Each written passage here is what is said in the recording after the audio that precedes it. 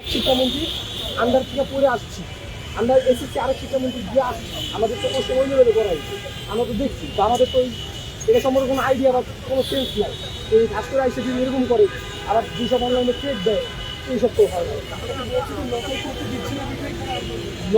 নকল কে করে? এই যুগে কে নকল করে? একটা কথা বলে, নকল করতো তার যুগে, সে জীবনে সৃজনশীল প্রশ্নই লাগে না, তাহলে সে বুঝবে।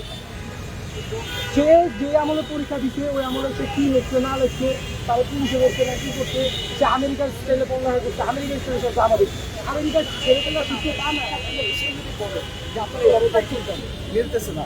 এবং তার কথা মতো তিনি বলেছেন যে হচ্ছে গিয়ে আমেরিকান স্টাইলে ঠিক করে থাকার মতো পড়ালেখা করতে, মানে আমেরিকান স্টাইলে এরকম বাজে না এবং মুশকিল লেভেল না, খুব সরি বাজে খুবই বাজে।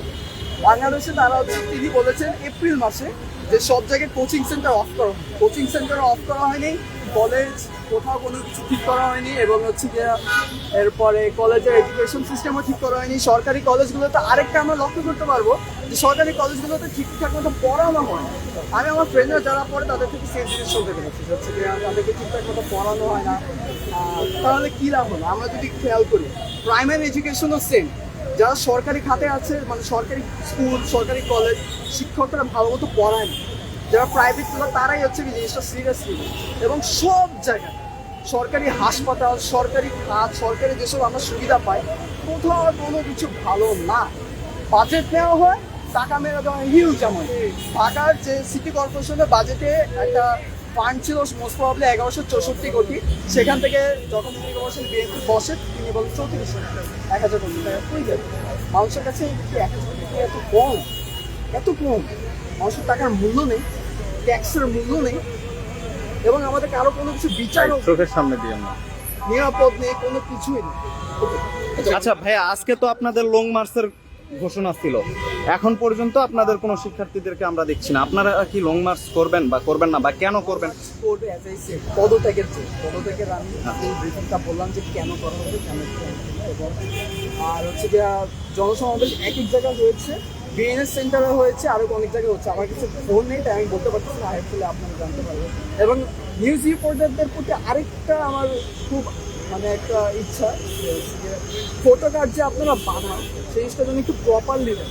কারণ দেশ কিন্তু সরকার বা জনগণ চালায়, সরকার জনগণ হচ্ছে যে আমরা একটা আইকাংশ, মিডিয়া হচ্ছে কি মেইন জিনিসটা। মিডিয়া মানুষের কাছে যেটা তুলে ধরবে সেটাই আসবে, এই জিনিসটা মানুষ বুঝে না। মিডিয়াতে এত এত মানুষ, বললাম যমুনা টিভি হচ্ছে গিয়ে বিএনপির দ্বারা, বিএনপি অনেক টিভি, বিএনপি, সময় টিভি, যমুনা টিভি, এগুলো সব মোস্ট প্রবলি বিএনপি দ্বারা হচ্ছে গিয়ে চালিত। এখন যারা ভিতরে আছেন যে বিষয়টি আমরা জানাচ্ছিলাম, শিক্ষার্থীরা বলছেন তাদের যে লং মার্চ আজকে শিক্ষা ভবনের উদ্দেশ্য, সেই লং মার্চ সম্ভবত 3টার পরে হতে পারে এমন জানিয়েছেন, কিন্তু কেউ সুনির্দিষ্ট করে বলতে পারেননি। এবং এর আগে আমরা জানিয়েছিলাম যে আইন শৃঙ্খলা বাহিনীর যে কঠোর অবস্থান, এবং তাদের অবস্থান মূলত আরও জোরদার করা হয়েছে এই শিক্ষা ভবনের সামনে। এবং শিক্ষা ভবনের সামনে শিক্ষার্থী বলা যায় যে 5 থেকে 6 জন শিক্ষার্থী এখানে এসে তাদের কথাগুলো জানাচ্ছেন। তবে আমরা ওই পরিমাণ কোনো শিক্ষার্থীদের অবস্থান বা এ ধরনের যাদের লং মার্চের বিষয়গুলো কিন্তু এখন পর্যন্ত চোখে পড়েনি। শুধুমাত্র এখানে যে বিষয়টি আমাদের চোখে পড়েছে সেটি হলো আইন শৃঙ্খলা বাহিনীর কঠোর অবস্থান। আইন শৃঙ্খলা বাহিনী এখানে অবস্থান নিয়েছেন এবং তারা চেষ্টা করছেন যে কোনো অনাকাঙ্ক্ষিত পরিস্থিতি যেন সামলাতে পারেন। এবং শিক্ষার্থীরা আজও তারা দাবি করছেন এবং বলছেন যে শিক্ষামন্ত্রীর যে পদত্যাগ, সেই পদত্যাগের দাবিতেই মূলত তারা লং মার্চ করে যাবেন। এবং শিক্ষামন্ত্রী ক্ষমতায় আসার আগে যেই ধরনের বক্তব্য এবং সক্ষমতায় মানে সরকার গঠনের পরে যেই ধরনের কার্যক্রম, সেই বিষয়টি নিয়ে শিক্ষার্থীরা প্রশ্ন তুলেছেন। এবং একজন শিক্ষার্থী বলেছেন যে মন্ত্রী ইচ্ছা করলে শিক্ষা ব্যবস্থাপনার ছোটো ছোটো অনেকগুলো পরিবর্তন ঘটাতে পারতেন, যেই পরিবর্তনগুলো ইতিবাচক হতো, কিন্তু সেটি আসলে হয়নি, সেই বিষয়টি জানিয়েছেন। এবং এখানে এখন দেখতে পাচ্ছি যে পুলিশের যে উপস্থিতি এবং প্রস্তুতি এখানে দেখতে পাচ্ছি আমরা।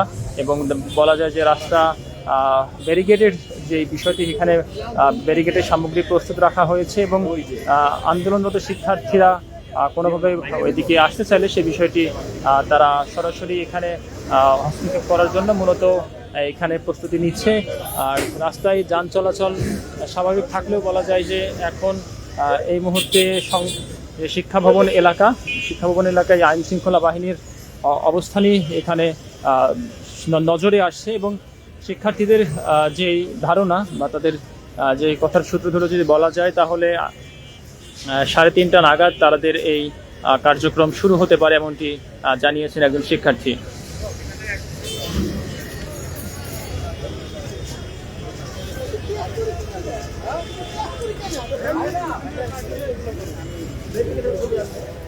ভিডিও দিচ্ছি।